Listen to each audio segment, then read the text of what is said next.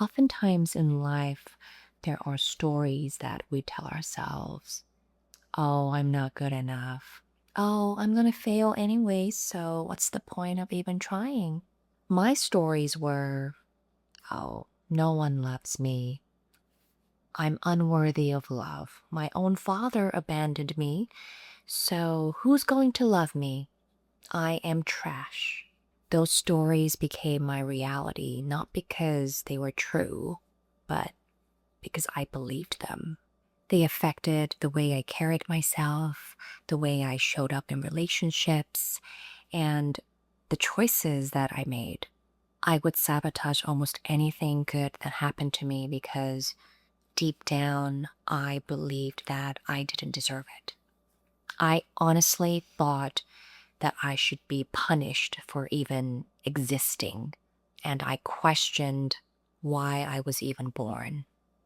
Now, these stories started in puberty and pretty much lasted my entire 20s and part of my 30s. Naturally, in my 20s, I attracted a lot of unhealthy relationships. It became a pattern that I started noticing in my late 20s, but by then I was so deep in it that I just didn't even know how to stop. And when I say toxic relationships, I'm not just talking about other people, I'm talking about myself as well. I met a lot of good people too, but even when something was going great, that would frighten me because, again, all the unworthiness, right? So I would push people away on purpose. I would create some kind of drama or just overreact over something very small. I would shut down and then wait to see if they would come after me. It was like a test. I was absolutely testing them to see if they really loved me or not. Sometimes they would come, sometimes they didn't. Sometimes I would become needy, and other times I would be completely justified in my stories, my beliefs. When they got fed up and walked away, I would tell myself, see, I knew it. I knew you didn't really love me. You just proved me right when I was the issue all along. Looking back now, it wasn't that I was trying to hurt anyone or trying to ruin those relationships. I think I was trying to avoid being abandoned first. Because it was true, I did feel abandoned by my father, even my stepmother, who was a terrible human being then too. Even she left. And so at the time, I was in sixth grade when she left, and I remember thinking, oh, even my stepmom left me. Who do I have in my life? I must really not be worthy of love. His bottom line is, there were genuinely good people in my life that I hurt because I wasn't emotionally mature enough. I was deeply traumatized. I didn't know how to heal. I didn't know where to even begin. I didn't know how to take accountability. And yes, of course, there were also the narcissists, the bad boys, the ones who I thought I could change. I thought that my love for them, which looking back now, it wasn't love, it was just infatuation. But I thought that my caring for them would somehow change them. But regardless, I was the common denominator. I attracted a lot of the toxicity in my relationships. When I started my counseling program, I finally began to understand why I was the way I was. Yes, I had abandonment wounds, I had issues with rejection, I had all sorts of trauma, right? Sexual, physical, emotional abuse, neglect, you name it. And considering everything that I'd been through, like, of course, I would have all these issues, right? But eventually I had to face myself and ask myself a really uncomfortable question. How much longer am I going to continue to tell these stories? How much longer am I going to self sabotage? How much longer am I going to continue hurting people, including myself? And at what point does understanding my past stop becoming an explanation and start becoming an excuse to stay stuck? Life does cause pain. That is life. We don't get to choose what happens to us a lot of the times, especially in our childhood. But in my case, I kept replaying that same trauma story over and over until that pain became my suffering. And I was exhausted. I was exhausted from waiting for someone to come and save me. I was exhausted from making my past my identity. Healing for me didn't really begin when I understood my trauma. It was definitely a stepping stone, but the real work began when I finally let go of the stories that were keeping me stuck for a long time. At some point, I had to take accountability that I was the cause for my own suffering.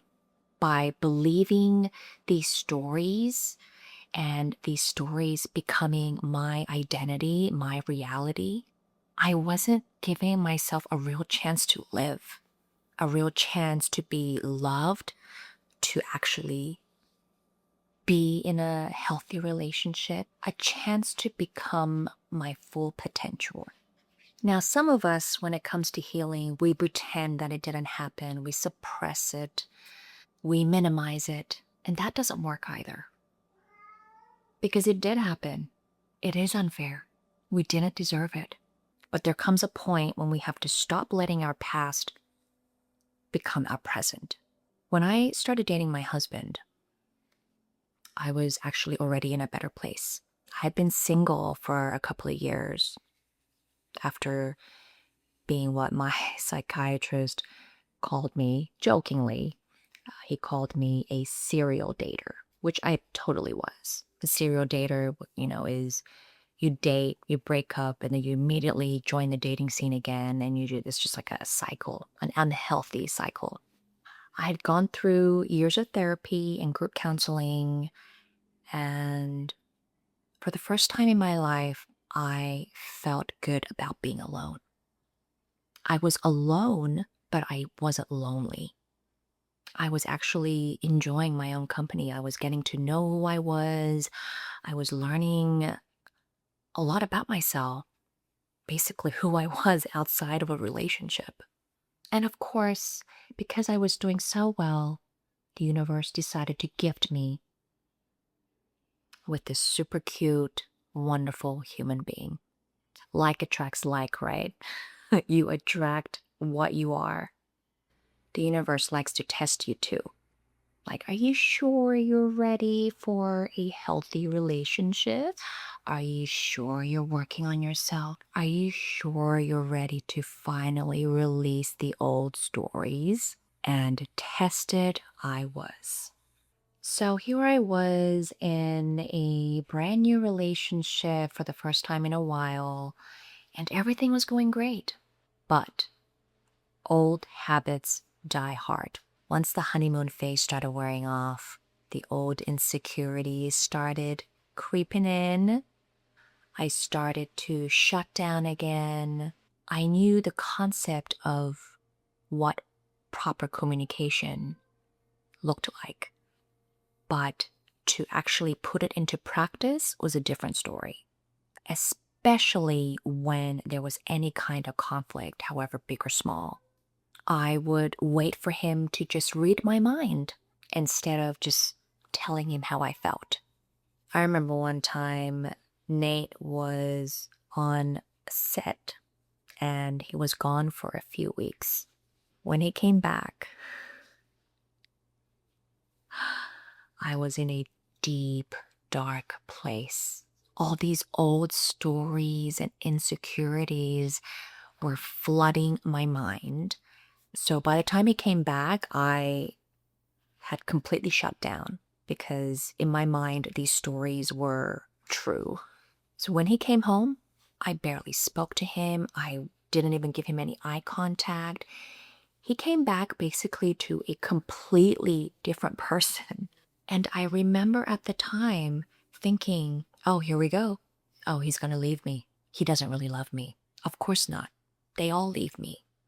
Now, he told me to snap out of it. And he gave me some tough love that night. And I remember thinking, oh, am I going to potentially lose this wonderful human being because of my old stories, these old habits, these old patterns? Am I self sabotaging again? Am I going to let myself get in the way again? And that's when I realized healing isn't something that, oh, I understand my trauma now. I know why I'm like that. Okay, I am mindful of all my old wounds and habits, and that's it. Healing is done. It's not something that you finish, it's something that you have to actively choose every day. For some of us, we might be healing for the rest of our lives, especially when the trauma is so deep that it is embedded in our nervous system.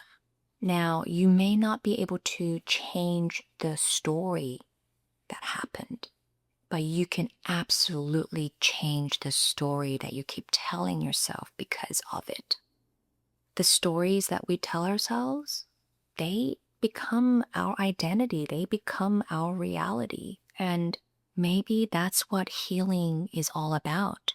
It's about changing the story your past convinced you to believe about yourself. And now every day, I tell myself a different story. I'm not a victim anymore. I'm a survivor. I am absolutely worthy of happiness and love. By telling a different story, I am letting my inner child, that little girl in me, that she is absolutely worthy of love and happiness. We all are. So change your story. Stop repeating the same mistakes. Stop creating more suffering for yourself. You've been through enough already. Thank you for being here.